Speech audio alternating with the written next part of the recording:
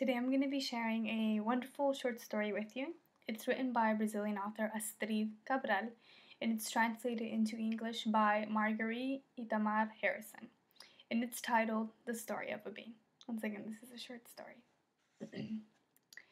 He landed there by accident, saved from the pot that was about to boil. He cursed his neighbors, those worm-eaten, degenerate beans, the harvest's cast-offs, until all of a sudden he fell silent. After all, he owed them his life. By just a hair he'd been saved from that hot swirl, spared from having to mix with 1,000 other beans, from bumping up against whole tomatoes that were like slimy buoys in the tumultuous sea. But the earth, what a pleasure, was moist from recent rain. I even see drops of rain clinging to the endive leaves, he thought contentedly. The grass is so shiny, he remarked to himself, since the others, the spoiled beans, were dead. He was sure that for them it didn't matter that they were only on friendly turf there in the backyard, anchored in the wet, soft earth. The cry of bubbling water, singing from the heat, could not reach them. "I'm going to grow up without anyone around me," he complained silently, as if sharing his thoughts with his dead companions. Then, concentrating all his energies, he began to survey the backyard. He was right by the kitchen door, which scared him. Yet there wasn't any danger because he was so small. If only he had the lively freckles of the mudungu beans. But his color was less obvious. His somber appearance was his armor. Protected this way, he was able to calmly examine the guava tree crowned with tiny flowers, as well as the trunks of other tall trees. He couldn't see their tops. How did they grow so high?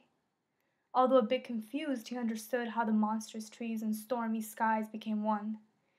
"I bet that the tops of the trees pierce the sky. That's why I can't see them." Exploring the backyard was entertaining. He had been confined to dark sacks for so long that he had forgotten what it was like to be outdoors. I swear, I was even forgetting what daylight was, so warm and clear. While basking in the sunlight, he began to recover his interrupted past. The harvest had deprived him of light, sky, rain, and earth, and he quietly began to swell. He experienced a sense of well-being, like someone who rediscovers himself after having been long adrift.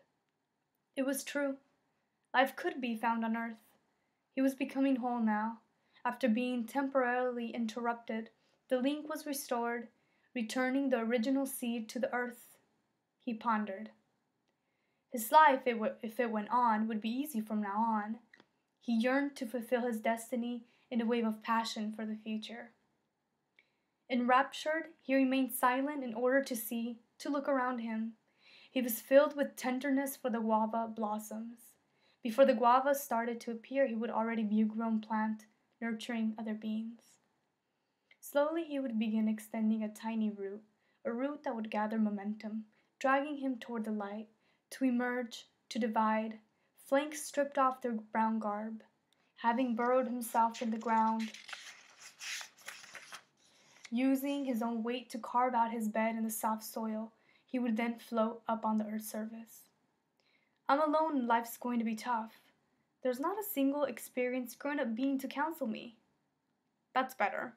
Hey, don't be foolish. Lean to the right. Keep your eye on the sun. Watch out for the ants." But how did he already know what they would say to him?